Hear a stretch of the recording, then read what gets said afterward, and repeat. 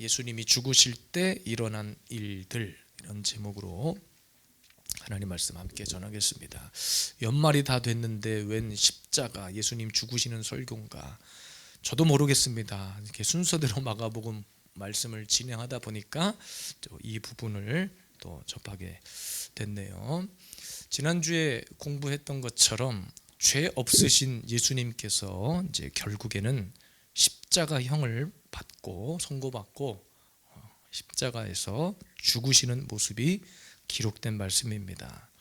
여러분, 우리가 인생을 살다 보면 여러 죽음의 모습들이 있죠. 어떤 사람은 스스로 생을 마감하기도 하고, 또 어떤 분은 중한 병에 걸려서 병원에서 숨을 다하기도 하고, 근데 그 어떤 죽음보다 가치 있고 의미 있는 죽음은 남을 대신해서 죽는 죽음이에요. 그래서 우리가 나라를 지키다가 숭고한 희생을 당한 그런 군인들의 죽음, 그래서 특별히 그런 분들은 또 현충원이라고 하는 곳에 따로 그들의 유해를 묻고 그들의 뜻을, 정신을 기리도록 하잖아요. 뭐 소방관, 경찰관들 할 것 없이 마찬가지입니다. 이제 그런 죽음들은 나라에서 특별한 포상, 그리고 특별한 곳에 안치할 수 있도록 다 배려를 하고 협조를 해요. 그런데 여러분, 우리에게 정말 중요한 죽음은 바로 예수 그리스도의 죽으심입니다.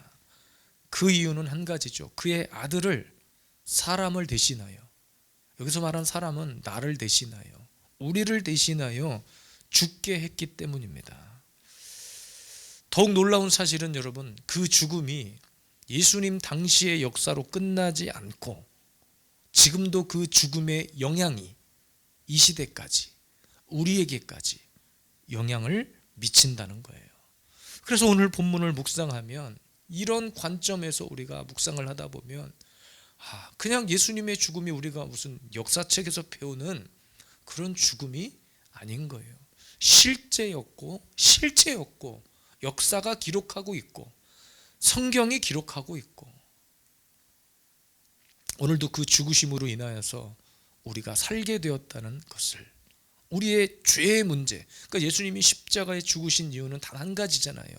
그냥 사람 때문에 죽었다는 것보다도 사실은 더 구체적인 의미는 나의 죄를 대신 짊어지고 가신 길이었습니다. 그 어떤 죽음보다 이런 죽음은 영원히, 역사뿐만 아니고 이 땅을 살아가는 모든 사람들이 깨달아야 할 숭고한 죽음입니다. 이것은 영적인 사건이 아니에요. 실체고 실제입니다. 실체고 실제, 실제로 있었던 일이면서도 우리가 살고 있는 2000여 년 전에 일어났던 일이 아직까지도 우리의 삶 가운데 영향을 미치고 있는 아주 중요한 죽음의 의미를 담고 있다는 거예요. 그래서 우리가 1년에 한 번 고난주간, 부활주일만 십자가를 묵상하자, 하자가 아니라 우리는 매일의 삶 가운데 이 예수 그리스도의 십자가가 묵상이 돼야 되는 거예요. 내년에 제가 해야 될 중요한 사역 중에 하나가 성경 수다방이 있다고 그랬어요. 제가 이번 주에 이제 그것들을 잘 설명을 해 드릴 텐데, 사실 결국에는 성경을 묵상하자는 거고, 그 성경을 묵상하자고 하는 근본적인 이유는 날마다 우리가 예수 그리스도의 십자가 앞으로 나아가는 거예요. 개인적인 그냥 큐티 묵상이 아니라 계속해서 끊임없이 나에게 하시는 말씀들을 듣고, 왜 예수 그리스도가 나를 위해 십자가에 죽으셔야만 했는지를 계속해서 묵상하고 적용하고 나누는 거예요. 쓸데없는 세상 이야기가 아니라 모여서 그 이야기를 하는 거예요. 이거는 학문적인 이야기를 다 떠나서, 학문적인 이야기는 신앙자들에게 맡기고, 저와 여러분들이 할 일은 순수하게 그 복음이 나에게 어떤 메시지를 던지고, 예수 그리스도의 그 죽음이 나에게 어떤 영향을 지금 미치고 있는지를 나누는 겁니다. 자, 어쨌든 예수 그리스도의 그런 죽으심, 예수 그리스도의 십자가의 죽음이 우리에게 어떤 의미를 가져다 주는가? 오늘은 예수님의 십자가 현장에서 일어난 일들입니다. 네 가지를 살필 텐데 시간이 허락되는 대로 살피면서 오늘은 두 가지 정도를 먼저 살펴봅니다. 첫 번째입니다. 예수님 죽으실 때 어떤 일들이 일어났는가? 갈대로 머리를 치며 침뱉음을 당했다. 이렇게 기록하죠. 18절입니다. 격려하여 이르되 유대인의 왕이여 평안할지어다 하고 19절 갈대로 그의 머리를 치며 침을 뱉으며 꿇어 절하더라. 여러분, 사실은 예수님께서 유대인의 왕으로 사신 적이 있습니까? 없습니까? 없어요. 예수님은 유대인의 왕으로 사신 적이 없습니다. 그런데 오늘 본문 18절에 보면 예수님 앞에 17절에 보니까 자색옷을 입혔다 그랬습니다. 이것은 왕의 복장이에요. 그런데 왕관 대신에 뭘 씌웠습니까? 가시관을. 그리고 심지어 18절에 경례하고 평안할지어다 라고 한 거예요. 그리고 나타난 일들이 18절 19절에 갈대로 머리를 치고 침 뱉고, 그러니까 가장 수치스럽게, 가장 비참하게, 가장 업신여김을 당하도록 예수 그리스도가 십자가를 지셨다는 거예요. 그런데 성경은 뭐라고 말하냐면 예수님이 채찍에 맞음으로 오늘 말씀의 대지처럼 갈대로 머리를 맞고 침뱉음을 당하고 온갖 수치를 당함으로 우리가 나음을 입었다라고 이야기해요. 이사야 53장 5절입니다. 그가 찔림은 우리의 허물 때문이요 그가 상함은 우리의 죄악 때문이라. 그가 징계를 받음으로 우리는 평화를 누리고 그가 채찍에 맞음으로 우리는 나음을 받았도다. 내가 받아야 할 수치와 멸시를 우리를 대신해서 주님이 당하셨다는 거죠. 여러분 보세요. 갈대로, 그러니까 몽둥이 같은 거 나무 꺾어다, 갈대 나무를 꺾어다가, 이거는 회초리 같은 거예요. 두꺼운 큰 나무가 아니라 회초리 같은 거를 들고 계속 그걸로, 여러분 보세요. 저도 학교 다닐 때 선생님들이 머리를 탁탁 이렇게 치는 거 있잖아요. 요즘은 함부로 그렇게 못하지만 머리에 맞으면 기분 좋아요, 안 좋아요? 저도 제 자녀들에게 함부로 뒤통수를 쉐리거나 이러진 않아요. 머리를 쓰다듬었으면 쓰다듬었지 뒤통수를 가격하거나 막 그러진 않습니다. 따기도 함부로 때리지도 않아요. 지금까지 맞은 적 있어요? 없어요. 특별한 일이 없어요. 제가 막 무슨 그렇게 하지 않아요. 뭘 쓰담쓰담 했으면 했지. 그런데 사람들이 예수님을 향해서 채찍을 들고 머리를 툭툭 치면서 비아냥거린 거예요. 그리고 머리에다 침을 뱉어. 한두 사람이 그랬겠습니까? 그러니까 온갖 비천하게 수치를 당하도록. 그런데 주님이 당한 그 수치로 우리가 나음을 입었다는 거예요. 우리의 모든 죄와 허물이 예수 그리스도가 당한 그 수치로 다 끝나버렸다는 거예요. 그런데 이 시대 많은 사람들이 그런 자신들의 어렸을 때부터 자신이 살아왔던 그런 부끄러움, 죄를 자신이 책임진다 생각하는 경향들이 있죠. 그러니까 마치 이런 거죠. 내가 죄를 지었으니 내가 잘못한 것, 내가 실수한 것 내가 책임져야 된다는, 마치 그런 식인 거예요. 이걸 듣기에는 참 좋은 말 같지만 그것 때문에 병이 생기고 죽는 거예요. 그러니까 여러분, 우리가 세상적으로는 조금 뻔뻔스러운 말 같지만 신앙적으로는 여러분 우리가 하나님 앞에서 뻔뻔스러워져야 돼요. 주님 앞에 우리의 죄와 허물의 문제를 다 내어 던질 수 있어야 돼. 주님이 지셔야 우리가 나음을 얻는 거예요. 내가 짊어갈 수 없어요. 내가 내 죄 문제를 어떻게 해결해요? 내가 지은 그 죄와 허물을 하나님 앞에 어떻게 내 스스로 해결하고 나아갈 수 있는, 우리가 할 수 있는 유일한 길은 한 가지예요. 예수 그리스도의 십자가 앞에 다 던지는 거. 오늘도 찬양했잖아요. 예수 공로 의지하여. 주님의 공로를 우리가 의지하고 나아가는 거지, 내가 내 죄와 허물을 어떻게든 내가 짊어지고 가겠다? 할 수 없습니다. 우리는 하루도 그렇게 못 살아요. 하루도. 오늘 당장 오늘 하루 지은 죄도 해결 못 하는데 과거 10년 전, 20년 전 어렸을 때부터 지은 죄를 다 들먹거려서 뭘 어떻게 하겠다는 거예요. 그래서 여러분, 마귀는 항상 우리를 무엇으로 괴롭히냐면 과거의 죄를 다 들먹거려요. 이래도 네가 권사고 네가 장로고 네가 집사고 너 이래도 목사냐? 그걸 가지고 막 들먹거리는 거예요. 근데 우리는 뻔뻔하게 마귀에게 선포하면 돼요. 나 그거 예수 그리스도 앞에 다 내어 던졌어. 나 이제 자유해. 사실은 이 고백 속에 담겨진 의미는 예수 그리스도의 십자가의 공로로 나의 죄 문제가 해결되었다는 선포고, 더 이상 마귀가 그걸로부터 우리를 장난치지 못하도록, 예수 그리스도의 십자가는 그런 의미가 있어요. 아무런 의미 없이 예수님이 십자가에서 수치당하고 침뱉음 당하고 뒤통수 가격당하고 그러신 것이 힘이 없어 그러신 거 아니잖아요. 그러니까 그 일을 겪으신 이후에 우리에게 뭐라고 말씀하시냐면, 주님 앞에 다 뭐하라고? 내 던지라고, 맡기라고, 십자가 앞에 다 가지고 나가라고.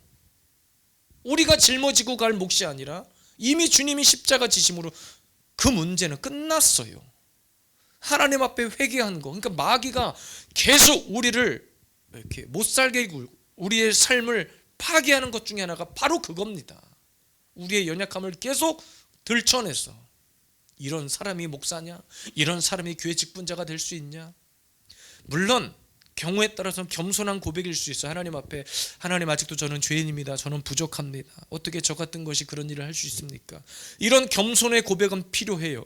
그러나 이렇게 겸손의 고백을 하는 것과 마귀가 자꾸 우리의 마음을 들쑤셔서 계속해서 뭔가 우리를 비참하게 만들고, 이래서 안 된다, 저래서 안 된다, 아무것도 못하게 무기력하게 만드는 거예요. 과거에 미워서 괴로워하고. 여러분 보세요. 10년 전, 20년 전의 잘못이 자꾸 떠올라. 그거 사람 살겠습니까? 그거? 못 사는 거예요. 그것 때문에 아파하고 괴로워하고 병에 걸려서 중내 싸네. 그러면 안 됩니다. 과거에 술 먹고 담배 핀 거? 그건 과거잖아요. 지금 새 사람이 되었잖아요. 그런데 마귀는 계속해서 그걸 가지고 우리의 심령을 무너뜨린다는 거예요. 여러분 명심하십시오. 주님이 십자가 앞에서 갈대로 머리를 쳐맞고 침뱉음을 당한 것 때문에 우리가 나음을 입었다. 우리가 새 사람이 되었다는 거예요. 죄 문제가 해결되었다는 거예요. 여전히 우리는 죄를 범하며 살지만 그때마다 우리가 해야 될 일은 뭐예요? 주님 앞에 회개에 합당한 열매를 맺고자 계속해서 그 죄악과 잘못된 나의 행위들을 십자가 앞에 내던지는 일들을 하면 되는 거예요. 그걸 내가 짊어지고 갈 수 없어요. 그러니까 아무것도 난 하지 않아도 된다가 아니라 주님 앞에 회개하는데 그런 죄와 허물들을 뭐하라고? 십자가 앞에 내던지라고. 과거의 죄 아무런 문제가 되지 않아요. 또 말씀드리지만 천국은 어떤 자들이 간다 했습니까? 깨끗하고 무결하고 그런 자들이 가는 것이 아니라 온전한 회개를 이룬 자. 그 말은 나의 모든 죄와 허물을 온전히 십자가 앞에 내어 던진 자들. 왜? 죄를 가지고 갈 수 없으니까 내던지고 가야 될 거예요. 갈 거 아닙니까? 누구한테 내던지라는 거예요? 그거 예수 그리스도의 십자가 앞에 내어 던지라는 거예요. 우리 말씀 안에서 뻔뻔해지기를 원해요. 말씀 안에서 예수 그리스도의 십자가 앞에서 뻔뻔해지기를 원해요. 주님, 내가 져야 할 십자가 주님이 대신 지어주시니 감사합니다. 그 고백 가운데 던져버리시기를 바라요. 과거에 매이지 않기를 원해요. 과거의 연약한 문제 저는 여러분들에게 묻지도 않고 따지지도 않습니다. 오직 말씀 앞에서 여러분의 입술로 고백하고 선포하고 선언한 대로, 서약한 대로 여러분들이 살아가기를 원할 뿐입니다. 이번 주에 직분자를 세울 때도 여러분 그런 믿음의 서약을 하실 수 있기를 바라요. 하나님 앞에 아무런 자격 없고 아무런 능력 없고 힘이 없는 우리들을 주님은 부르셨어요. 우리 교회가 작으니까, 우리 교회는 몇 명 안 되는 교회니까 그냥 설렁설렁 해도 되겠지가 아니라 제발 여러분 십자가를 바라보는 자들은 주님이 우리에게 맡겨주신 일들을 그냥 허투루 보내지 않습니다. 특별한 일이 없으면 우리 자녀들까지 이름이 다 들어가 있어요. 그걸 딱 보는 순간 내가 2026년도에 감당해야 될 부분이 여기구나. 감사한 것은 여러분이 주방에 들어가는 횟수가 올해보다는 현저히 줄어들었다는 거예요. 현저히. 물론 거기에 이름에 기록된 대로 사람들이 그때그때 다 나온다는 가정하에 좀 그렇게 될 줄로 믿어요. 다 넣었어요. 그래서 이름을. 안내도 여러분 주일날 안내를 아무도 안 쓰시는데 안내를 맡으신 분들은 딱 앞에 나가서 주보를 들고 모든 성도들이 다 들어갈 때까지. 그래서 우리가 인내송, 나는 하나님을 예배하는 예배자입니다, 찬양 다 끝날 때까지는 서 계시다가 들어오시면 돼요. 제가 이번 주일날 조금 더 구체적으로 말씀드립니다. 어쨌든 하나님께서 우리에게 우리가 가지고 있는 죄와 허물 때문이라면 우리는 그 어떤 것도 맡을 수 없어요. 그러나 우리에게 맡기셨잖아요. 우리를 부르셨잖아요. 그 짐 내가 대신 짊어지고 갈 테니 너는 사역해라, 너는 헌신해라, 너는 순종해라. 오늘도 예수 그리스도의 십자가에 담겨진, 그리고 그 십자가의 현장에서 일어난 이 첫 번째 일을 통해서, 예수님이 당한 그 수치를 통해서 우리가 나음을 입었다. 내가 오늘도 주님 앞에 새롭게 되었다. 함께 믿음으로 고백하고 선포하여 과거의 죄가 아니라 당장 오늘의 나의 연약함까지도 주님의 십자가 앞에 다 내던질 수 있는 성숙한 믿음의 사람들이 되시기를 주님의 이름으로 축복합니다.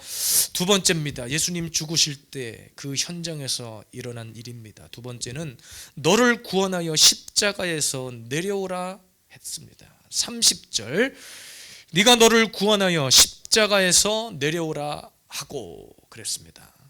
여러분, 사람들이 예수님의 십자가에 못 박아 놓고서 기분이 좋았겠죠.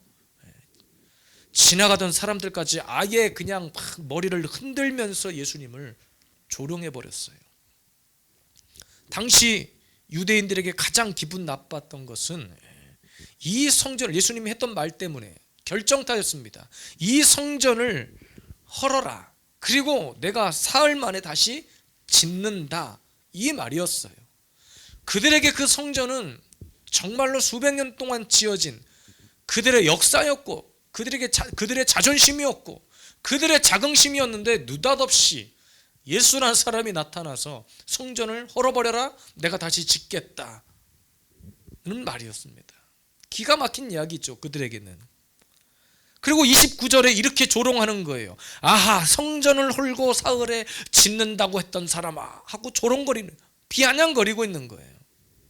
그리고 30절에 네가 너를 구원하여 십자가에서 내려와라. 대제사장들도 예수님이 십자가에서 내려오면 하나님의 아들로 믿겠다라고, 이거는 믿음의 고백이 아니라 조롱한 거죠. 왜? 가장 무서운 것이 그거였으니까. 예수님이 얼마든지 마지막 순간에도 십자가에서 내려오실 수 있었던 분입니다. 그런데 여러분, 끝까지 예수님은 참으심으로, 인내함으로 승리하신 거예요.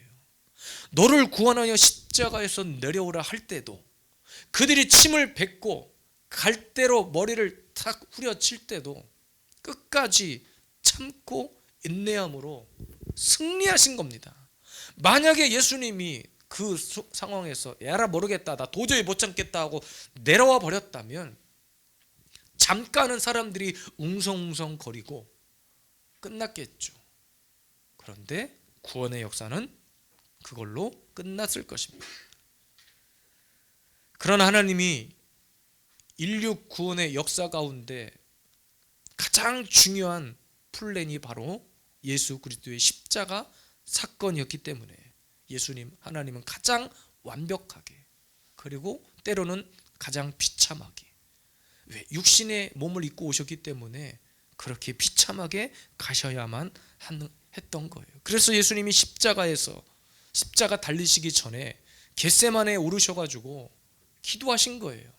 왜? 가장 하나님께서 구원의 역사를 이루어가는 데 있어서 마지막 그 단계에서 방해가 될 만한 것이 바로 제자들과 자기 자신이었기 때문에, 예수님 자신도 육신을 입고 있었기 때문에 혹 그 일이, 하나님께서 계획하신 일들이 이루어지지 않으면 안 되니까, 그래서 기도로 자신을 뭐 했다고 했습니까? 기도로 자신을 꺾어버린 거예요. 다 내려놓은 거예요. 여러분, 우리가 이 땅에 살면서 하나님의 뜻을 이루어가는데 가장 중요한 원리가 바로 여기 있는 겁니다. 끝까지 참고 인내하는 거예요. 참고 인내하는 거예요. 힘이 없어 참고 인내합니까? 힘이 없어서 우리가 참고 인내하는 것이 아니잖아요. 유튜브에 어떤 이야기를 제가 얼핏 제 아내가 옆에서 들을 때 들은 건지 정확히 기억이 안 나는데, 어떤 여자 성도인지 청년인지 모르겠는데 그 교회 담임 목사님하고 같은 아파트 단지에 살았나 봐요. 우연히 지하 주차장에 내려갔는데 자기 교회 담임 목사님이 누군가 주차 문제로 실갱이를 버리시더래. 실갱이를 막 버리더래요. 갖고 이제 조마조마하게 뒤에서 이렇게 쳐다봤겠죠, 그분이. 그런데 어느 순간 자기 교회 목사님이 막 뭐라 화를 내면서 자신의 차를 몰고 상대방 차를 확 들이받아 버리시더래. 그러니까 그 여자 청년인지 성도인지 그분이 상처가 되고 시험거리가 된 거예요. 그래서 교회를 떠났다는 이야기가 있었습니다. 이게 내가 들은 건지 아내가 듣다가 옆에 들은 건지 모르겠는데 맞아요? 그러니까 여러분, 끝까지 우리는 그 순간에 뭐 했어야 되는가? 그 목사님 입장에서, 이 교회를 떠난 성도 입장에서는 뭐 했어야 되는 거예요? 목사님이 참았어야 되겠죠. 끝까지 본을 보여야 되겠죠. 지혜롭게 그 상황을, 우선은 물론 그 목사님은 그 성도가 보고 있다는 것을 몰랐을 거예요. 그럼에도 불구하고 우리는 때로는 참고 견뎌야 할 시간이 있어. 여러분, 이 나라, 이 민족, 이 세상 가운데 지금 펼쳐지는 이런 모든 악한 일들을 보면, 물론 교회가 조금 힘을 모아서 목소리를 내고 하면 좋겠지만, 뭐 이것도 하나님이 하시는 일이라고 생각하지만은요, 우리가 힘이 없어, 할 수 있는 일이 없어 가만히 있는 것이 아니라 때로는 교회니까 잠잠히 있어야 할 때가 있어요. 참고 견뎌야 할 시간이 있단 말이에요. 제가 수요일날 말씀드렸었나요? 부교육자 시절에 그런 예배 중에 막 예배를 방해하려고 오는 그런 사람들 앞에서도, 만약에 우리가 막 그 상황에서 예배를 중단시키고 모든 성도로 막 우르르 달려가가지고 그 한 사람을 어떻게 해서 몰아냈다고 칩시다. 아, 저 사람을 우리가 쫓아냈다, 우리가 이겼다, 우리가 승리했다. 승리의 나팔을 불 수 있었을까요? 아니요. 그걸로 복음의 역사는, 그 지역의 복음의 역사는 아마 끝났을 겁니다. 물론 우리가 비진리 앞에서는 단호하게 싸울 수 있어야 돼요. 그런데 지금 예수님의 이 상황은 뭐예요? 예수님이 참고 견디고 인내해야만 우리가 나음을 입을 수 있는 상황이기 때문에 주님은 참으신 거예요. 그리고 그래서 그걸 알기 때문에 십자가 지시기 전에 겟세마네에 올라가셔서 기도의 융단 폭격을 퍼부으신 거예요. 자기 자신도 꺾고 자기의 인간의 욕망이 가득 차 있는 제자들의 본성도 꺾기 위해서. 그래서 여러분, 절대로 여러분 복음을 위한 일에 있어서만큼은 욱하면 안 돼요. 하나님의 뜻이 이 땅에 이루어지도록 우리는 하루빨리 기도를 하면 당장 막 지금 당장 기도 끝나면, 아니면 기도 중에라도 막 응답이 쏟아져 내기를 원하지만, 하나님은 우리에게 참고 기다리라고 하는 명령을 내리실 때가 많습니다. 근데 우리가 어떨 때 무너지느냐? 못 기다리니까, 참지 못하니까, 욱해버리니까. 욱하는 순간 이미 마귀 사탄으로부터 우리는 포위당하는 거예요. 그리고 사람들이 얘기합니다. 야, 기도했는데 뭐 아무런 변화도 안 나타나네. 너 그렇게 예수쟁이 됐는데 너의 삶은 더 피폐해지네. 저를 아는 어떤 사람들은 그렇게 교회 열심히 다니고 그런 삶을 살면서 어찌 그렇게 너의 삶은 더 이렇게 나아져야 되는데. 그러니까 제가 교회 한다고 그러면 사람들이 두 가지를 물어요. 교회 손님들 많이 오나? 이거 손님들. 조금 격이 있는 분들은 신도들 이런 표현을 쓰지만, 교회 손님들이 좀 요즘 많아지셨나? 그리고 또 한 가지는, 교회에 들어오는 헌금은 다 당신이 가져가는 거 아니에요? 그럼 부자 돼야 되는 거 아니야? 이렇게 묻는 거예요. 교회 그렇게 열심히 다녀도 왜 나아지는 게 없냐? 근데 여러분, 제가 말씀드렸죠. 우리가 기도를 그렇게 많이 해도 지금 당장 우리의 삶의 형편과 처지가 나아집니까? 그렇지 않아요. 그런데 아까 권사님 잠깐 예배 전에 얘기 나눴는데, 어떤 어려운 환경을 딱 맞닥뜨렸는데 불안하고 막 두려움이 엄습해 온 것이 아니라 마음이 평강이 왔대. 근데 여러분, 하나님이 우리에게 주시는 것은 바로 그거예요. 당장 막 뿅 하고 문제가 해결되고 주님이 딱 천사가 나타나가지고 그냥 착착착착 문제가 해결되면 너무나 좋겠지만, 그것보다도 먼저 하나님은 우리의 가장 연약한 것들을 보호하시는데, 주님이 주시는 그 평강으로 지금까지 권사님이 이겨오신 거예요. 그러니까 하나님은 그 시간을 통해서 우리에게 뭘 요구하셨냐면 참고 인내하는 거예요. 인간적으로 뭔가를 욱해서 될 일이 아니라는 것을 알기 때문에, 그러니까 끝까지 우리에게 뭐 하라고 한 거예요? 기도하자, 엎드리자. 여전히 그렇다고 해서 상황과 형편은 그대로일지 모르지만 우리의 기도가 쌓이고 쌓이고 쌓여서 어느 순간 가장 완벽한 하나님의 타이밍에 그것이 쏟아지는 거예요. 그러니까 예수 그리스도가 십자가에서 끝까지 참으셨던 이유는 바로 그것 때문입니다. 예수님이 참으셔야만 우리가 누릴 수 있는 것들이 있었기 때문에.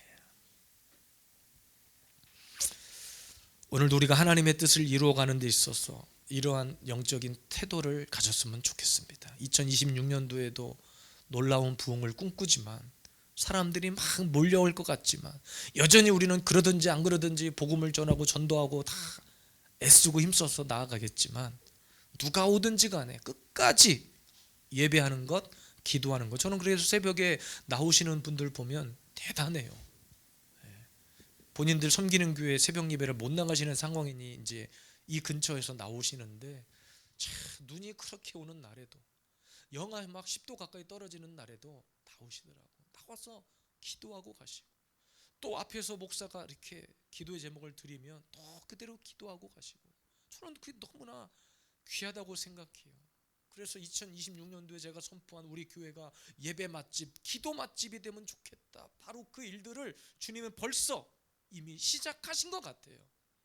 우리 그래서 하나님의 뜻이 이 땅에 이루어질 때까지 참고 인내하고 부지런히 예배드리고 부지런히 기도를 쌓아서 딱 하나님의 어떤 시간이 카이로스가 임했을 때 가장 완벽하게 그 뜻이 이루어지도록 오늘도 믿음의 눈을 들고 승리하는 우리 모든 성도들이 되시기를 원합니다.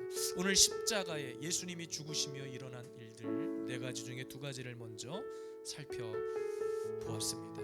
먼저는 우리를 대신해서 수치를 당하시는 예수님, 주님이 그 수치를 당하셔야만 우리가 나음을 입는다고 했습니다. 그리고 예수님은 끝까지 십자가에서 그 조롱과 아픔을 견디고 참으심으로 승리케 하셨습니다.